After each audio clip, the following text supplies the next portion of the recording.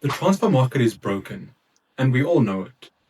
In all my years of watching football, I've never seen such an inflated market, and it's almost exclusively being driven by Premier League teams. Now, it's no secret that the Premier League has become the unofficial Super League that fans spend so much time opposing. The transfer fees, wages, and broadcasting rights in England have been clear of the rest of the footballing world for some time. But now, we're seeing the effect of years of overpaying right in front of our eyes. In every transfer window, there's usually an area of the field that many big teams look to recruit in. Last season, it was forwards. We saw Isak, Gyökeres, Sesko, João Pedro, and a number of other forwards move for significant fees. And in this window, the position of choice is midfield. Man United, City, Arsenal, Chelsea, Liverpool, and Tottenham are all looking for serious upgrades in midfield. And luckily for them, the market has provided.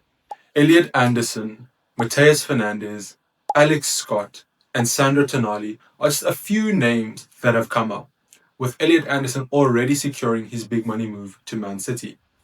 And we can expect that many of these other players will get their moves before the new season starts. But what feels different in this particular window is not that there's a lot of competition for players. That's always been the case. But the general feeling that the fees have become ridiculous for mostly unproven talent. So let's get into it.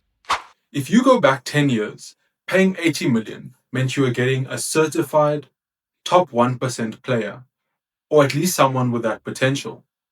I mean, look at Pogba. United paid 90 million for him, but got a bona fide unicorn level midfielder. And this is just one example. Now, look, I'm not saying that market inflation isn't a real thing. And if we're honest, back in the 2000s, Sir Alex Ferguson was spending the equivalent of 100 million every single transfer window. But I think the key difference is the quality of player that fee got you. Yes, you were spending significantly more than anyone else in the league, but you were also recruiting a caliber of player that would practically guarantee you remain competitive among the elites. Now, forget going back 3 decades. Let's go back 3 seasons. For 100 million, you got yourself a Jude Bellingham, a Declan Rice, or a Harry Kane. Players that you knew would succeed. No talk about systems, tactics, play styles, etc. Just certified, guaranteed ballers. And it made sense. When you pay 100 million for a player, obviously there will always be a level of uncertainty, but you know that you're going to elevate the level of your team, generate match winning performances, and big moments that will make that transfer fee feel irrelevant. I mean, how many times do people bring up Declan Rice's transfer fee or Jude Bellingham's? Almost never, because you know at that price point you are getting a sure thing. However, in the relatively short period since then, a lot has changed. Players who are coming off their first good season are being priced in the same bracket as guaranteed successes of years gone by. The best example of this right now is Bournemouth's Alex Scott. The midfielder has just had an extremely successful campaign, playing a big part in Bournemouth's European qualification, and on top of that, he's only 22 years old and has been capped by England as well. Overall, a brilliant season for a very promising player. But amid transfer speculation, Bournemouth have slapped a £80 million price tag on him. He's obviously a great player with loads of potential, and many teams could use his profile in their midfield. But at 22, he still has a long way to go to justify such a hefty price tag. And similar can be said for Mateus Fernandes, relegated in back-to-back seasons with Southampton and now West Ham. Still young, obviously a solid player, capable of developing into a world-class midfielder, but West Ham demanding 80 million for him after being relegated? In the midst of the transfer talk, there's been another development that seems to have gone slightly under the radar. Just a few weeks ago, FIFA announced that release clauses would become mandatory in all player contracts. They are usually used to ensure that the selling club gets a fair fee when they think the player is likely to leave. The most well-known example of this is Neymar's 220 mil release clause that allowed PSG to prize him from Barcelona without spending any time negotiating with the Catalan club. Up to now, inserting release clauses into players' contracts has always been at the discretion of the club and the player involved. But with FIFA's new announcement, it seems it'll be mandatory in all contracts going forward. The idea behind it seems to be that players should have more leverage in deciding their futures, with the example of the Julian Alvarez saga driving this decision. This move would certainly add a different dynamic to transfer negotiations going forward, especially with younger players who want to be more in control of their moves to bigger clubs. And while fans seem to be in favour of this decision, as will likely favour buying clubs, they fail to see the other side of the argument.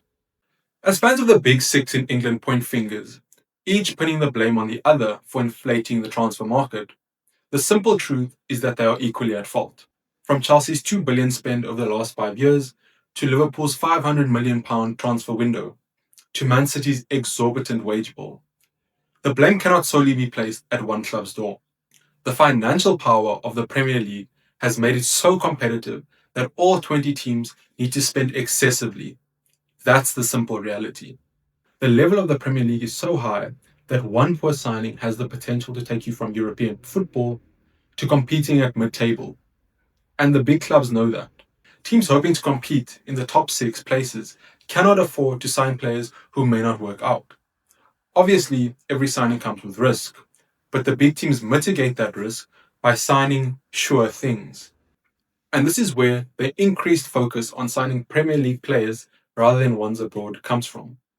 The physical, tactical, and mental demands of the league are higher, so signing players who have shown they are capable of meeting these demands has become the new transfer meta. And in turn, this has meant that clubs outside the Big Six face increasing competition to keep their players, especially after they have a good season. So think about what that looks like from Bournemouth, Brighton, or Nottingham Forest's perspective. You're competing in the hardest league in the world while having a fraction of the spending power. To remain competitive, you invest in scouting gems, players who have potential but who are overlooked by the big teams because they are not ready to compete at the highest level yet. You spend resources scouting, developing relationships, and eventually signing an unknown League Two player who no other team would take a risk on because that isn't the type of signing to win the league, right? And as it turns out, you've struck gold.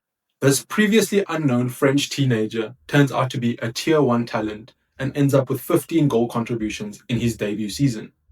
It's brilliant. You've unearthed a top talent for 10 to 15 million pounds, while other teams are paying upwards of 60 million for a worse return. But here come the vultures. They have more money, a bigger stadium, a more global fan base, and, to be honest, they are simply a bigger club than you. Now, unfortunately, few players would say no to making a career switch of this magnitude.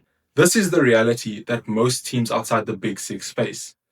They spend resources signing players, developing them, bearing all the risk, just for United, Arsenal, or Tottenham to come swoop in when all the hard work has been done. So that 80 million transfer fee isn't just for the resources poured into developing the player, it's for the risks taken and the players who never developed into what they could have been. And if bigger teams are unhappy paying that fee, there's nothing stopping them from investing in unproven talent and developing it for themselves.